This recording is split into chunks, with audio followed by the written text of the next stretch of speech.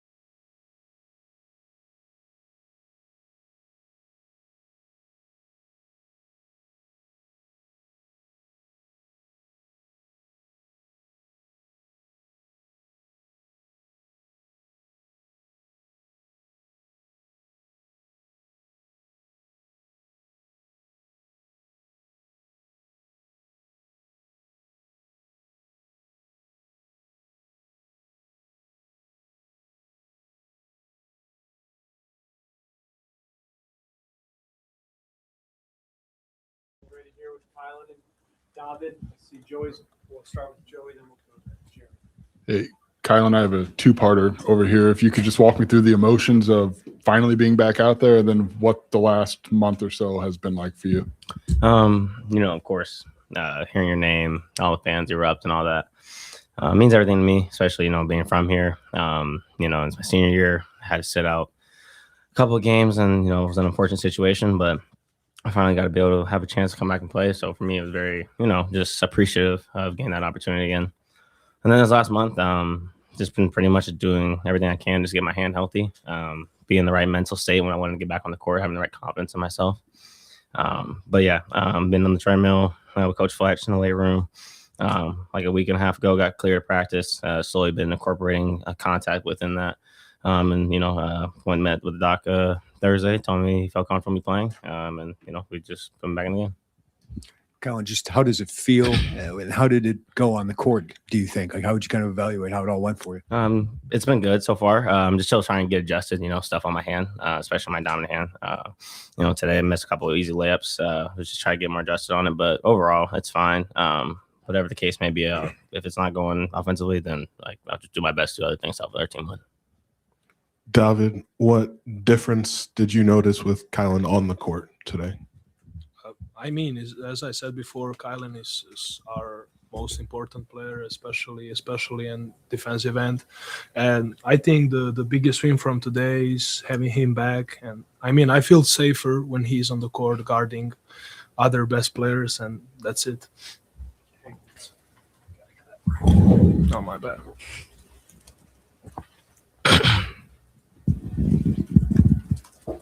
Kylan, just how do you kind of approach reintegrating yourself into a team that has obviously played 7 games without you? What's that process like for you as you kind of make your return? I think the biggest thing is them, just being open arms and ready for me to come back on the court.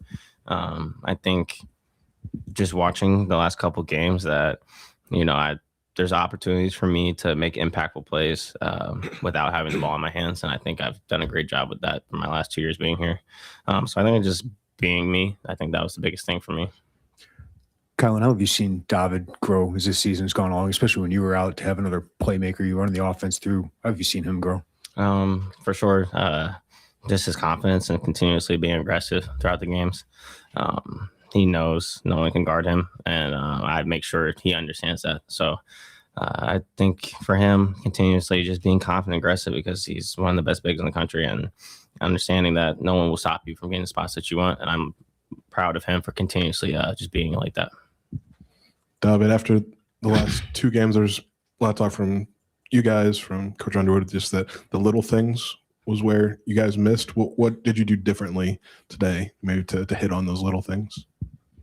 The most important thing, because we lost, was rebounding battle, as in both games that we lost the rebounding battle. And we weren't that hungry as we were on the defensive end today, and that was emphasis last 2 days on practices, and I think we did it well today, and that's why we won. Kylan, 14 field goal attempts for Lamar Wilkerson doesn't seem like a lot to me. Was that a point of emphasis to keep him from getting good touches and good looks at the rim? Yeah, 100%. When I'm out there, I take pride in who I'm guarding as the best player. I just try my best to make things a little difficult for him. He got a couple easy ones and free ones in transition, which I was frustrated myself in. But at the end of the day, he's a really good player. He still got 21. But just as long as we just make things difficult for their best player, fill things out of rhythm, and then, like David said, win the rebound battle, I think we take care of business. David, in the back, this is not your career high, but close to it. Is it the most locked in from a scoring perspective that you felt like you were? Every game I'm locked in and went to play with same mentality. But this one was different. Whole team had to really bounce back after 2 really tough, and I would say emotional losses for all of us. And I did that, and that's it. Kylan, just seeing you back out there with the balance and chemistry and everything, it's just given that you only have a few more home games left of your Illinois career, what are these moments like for you, and just how are you taking them all in as one game at a time progresses? For me, I mean, I think I've got the mentality aspect of basketball. I've gotten better at not being frustrated, not being at an even keel, and just being grateful for all these opportunities. Been in college for 4 years and back home where I was born and raised. And, hearing my name, like I said earlier, getting called out and starting to line up here is emotional for me. But I think the biggest thing is just being in the present and enjoying this time now. Thank you. Kylan, another two-parter, if I could, was Coach Underwood said mid-February when you first got hurt. Was this about the game that you personally targeted as a return? And then second, like, how do you adjust to the wrapping or brace or splint or whatever it is on your hand? No, I thought my first game back would be SC. But for some reason, I think we've done everything we can with hyperbaric, sauna, bone stimulation. I've done sleeping early. I've tried my best to just get the process as fast as possible. And the healing's gone better. And the biggest thing was the swelling. I didn't want to be out there with my hands swollen up, but that went took and the doctor took a look at the x-rays and none of the screws were moving around after practicing the first couple of weeks. So it was definitely a fast process, but I was grateful for that opportunity. And then, yeah, I mean, it's your dominant hand, shooting hand, stuff all over. It's kind of frustrating, but it's okay. It's my situation right now. I have to accept it and just continue to get better with it. Kylan, we always hear from players that, the bench can be a good perspective or a different perspective. What were you seeing defensively in the games where you were out, where Coach Underwood has talked all week about the bite needed to be back? Yeah, what did you see that wasn't there? Yeah, intensity was frustrating from my aspect because I feel like I can be that kind of outlet for the guys. I feel like a lot of them look up to me in that aspect, being the aggressive kind of defender. And being a leader on the court, in the moments you can correct things, and I know the guys will listen. When you come to the bench, though, it's sometimes hard. You hear so many different voices, and I try my best to get a message across. But being out there on the floor and being able to speak in the moment and talk to them, and then them getting to see my intensity again, I think is a huge thing. Colin, apparently you guys had Terrence, acting as Lamar for the prep. Just how much does that help? Where you got a pretty good guy to go against? Coach was saying in the locker room, this is home for everybody who comes through here. Doesn't matter if you were one of the best to walk through here or if you didn't play much. But having him, he was helpful for the last 2 days for me for sure. Because, that's a huge thing for me. With my confidence, I was, a little worried sometimes about my hand and things like that the last 2 days. But being able to guard him and him guarding me throughout practice definitely helped my confidence for sure. Colin, I don't know if you hear it, but the Crush took some criticism here recently, but they seem to respond tonight. What did you think of the crowd on a CBS Sunday game here? I was proud of them. The last 2 days I've seen on Twitter and all that, everybody had their opinions about our Crush. But I think, throughout these 2 years I've been here, they've done a great job. But today they definitely, did their best to step up, and I think they did that. David, is there anything you feel like you've been able to grow in or showcase on the floor a little bit more in the last 7 games without Kylan that you can carry forward through the rest of the season?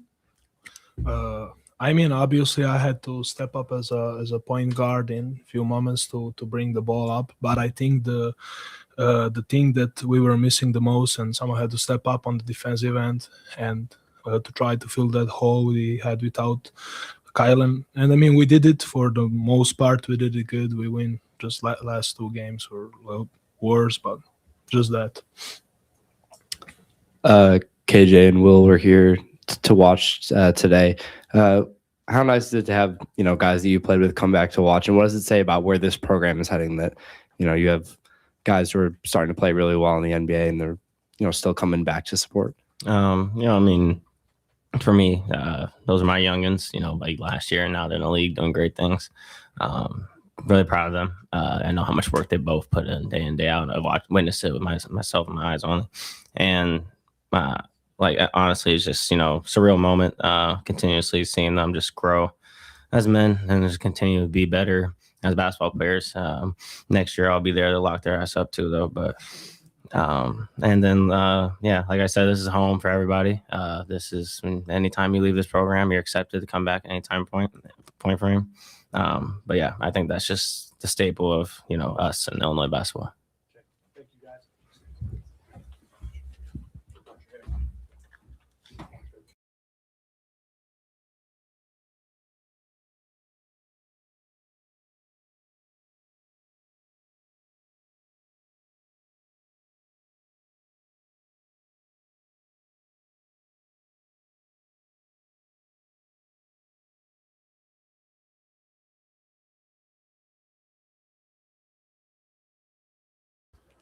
Well, other than the win, the best part of today was my locker room after the game. And when you get to former players, and Terrence has been here all week, but you get former players. And even though Dane left us but he wants, this is home. When you get those dudes back, and then you have some newbies in the room that haven't worn the jersey yet, and then your current players, that's what this is all about. We can talk wins and losses, but the relationships and all that are pretty cool. Defensively, maybe as good as we played in a while against a team that's very hot, and a team that's very, very good. Wilkerson is a pro. Even though he got 21, I thought we were very good, and obviously the insertion of Kylan Boswell had some impact on that. I thought he and Ben were tremendous in that area, guarding him. But I thought one of the big keys to the game was just getting back to us on the glass. Kylan, 4 offensive rebounds. Tommy, 4 offensive rebounds. I thought that we were so poor in the Wisconsin game, and we'd been getting worse. So just a emphasis on that for 2 days was great. And then what a night by our freshmen. And Merck was spectacular. I'll let you in on a tidbit because I said it out there. It wasn't 2 minutes after I left the building, and I get an incredible text from Merck after the after the Wisconsin game, and taking the blame for it because he wasn't mentally what he thought it was at his best. And it's been a long time. It was a very lengthy one. And he practiced at a different level, and that showed off today. He was dominant on both ends, and it's as focused defensively as I've seen him. He had Tucker, a veteran, a guy who's been around and been a part of a lot of basketball games. So I'm very, very proud of him. And in a night we didn't shoot the ball very well, to have a 20-point win against a team that's won 5 of 6, against a team that's an NCAA tournament team, that's speaks volumes to our defense and our intensity. So all in all, nice win, and it's nice to get Kylan back, and now we get ready for the next one.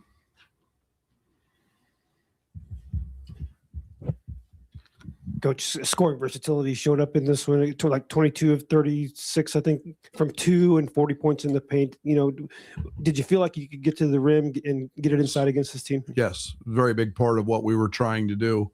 We felt like that they would have a decision to make, which was to switch us and or playing coverage. They switched, which put Merck or Tommy with the guard, and then the next decision was to double us or to play one-on-one coverage. And for the most part, they doubled us early. Jake, I think, hit one, and then there was a lot of single coverage. And so, we felt like we could have some success downhill, driving it at the rim. And, so it just, again, taking what the defense gave us in this game. Kyle mentioned the last 2 days having to guard Terrence on the scout team, and then having Terrence guard him was maybe, best thing for him. I mean, just in terms of confidence, just what did, I guess, one, what does it mean to have Terrence on your scout team? And 2, how do you think it did help Kylan? Yeah, I mean, Kylan's still rusty. He played great, and he smoked 3 layups. You would have made him. But he was rusty. So I just think getting a focus, a mental focus was probably the important piece of that. He's a tough sucker now.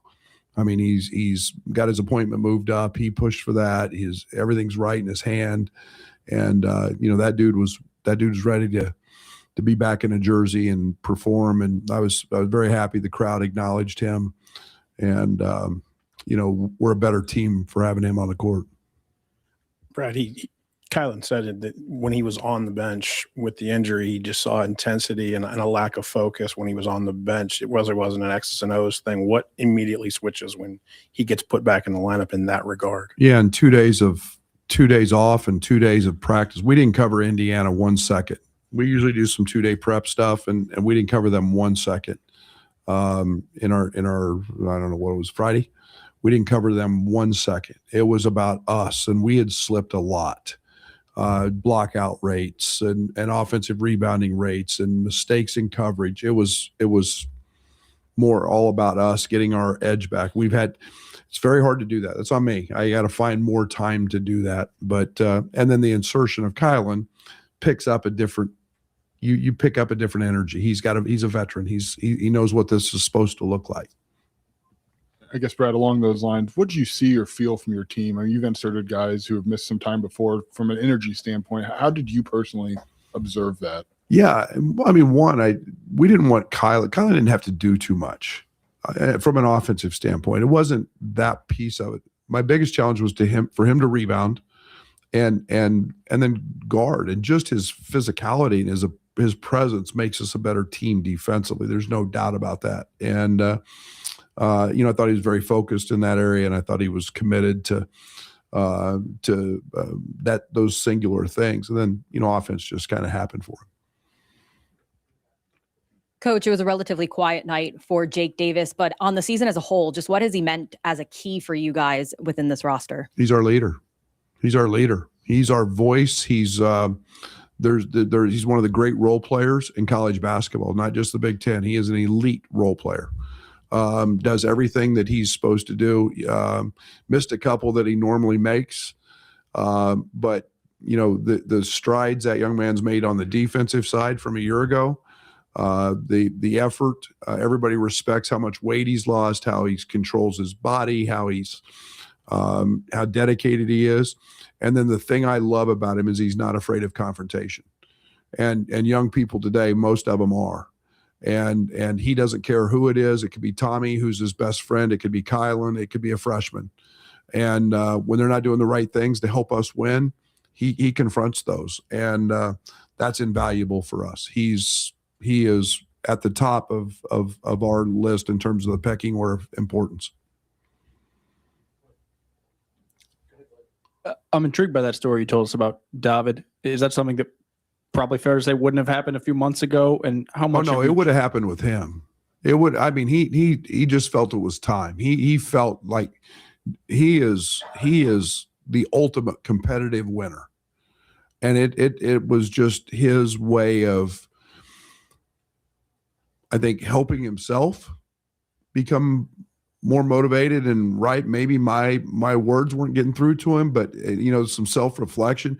Any 18 or 19-year-old who can self-reflect, that's pretty special. And then, most of them blame and have excuses, and Merck doesn't. And I'm so impressed. I told our team, I didn't tell them who wrote it.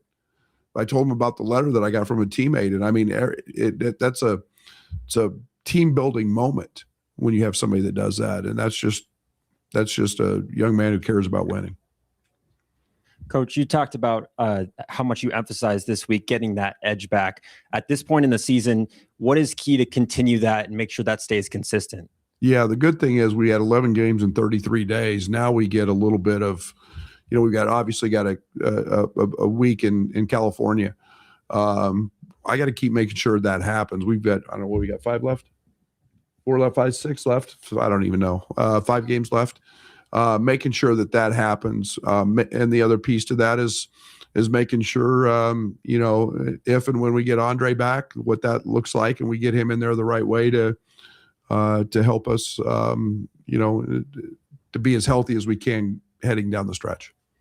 Brad, building off of the letter that you got from David, just looking at the freshmen as a whole, can you just speak to the maturity level that they've demonstrated since joining this program and where they started out at the beginning of the season to where they're at now, just how the level of accountability that they carry week in, week out? Yeah, Merck was, I think, freshman of the week twice early, and then he's really gotten overshadowed by the other guy.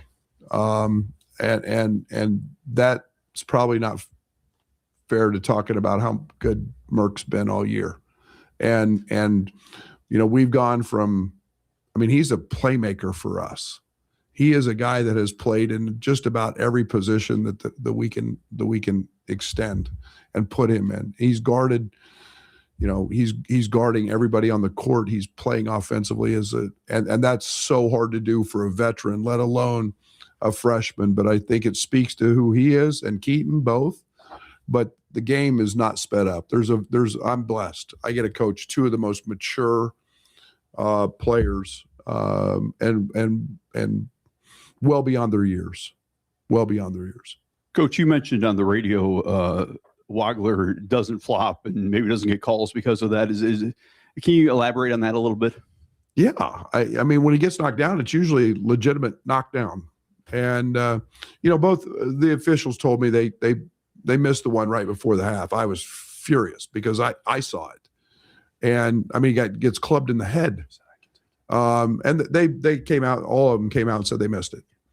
And I don't want it to be because other people in the league, throw their bodies into people and flop around and throw the ball up that because he's playing the game the right way, that he doesn't get those calls. And he's not trying to dupe anybody. He's not trying to act for anybody. He's trying to win a basketball game and help our team.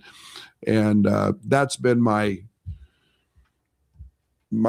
point with him. And it's like I said, it's the first thing we do after the game, or first thing I want to know is, okay, how many of them were? And, some of them are going to be questionable, and I get it, but there's a lot. Coach, is Andre's ankle something that you're still keeping day to day, or is it something you think that could keep him out for an extended period of time?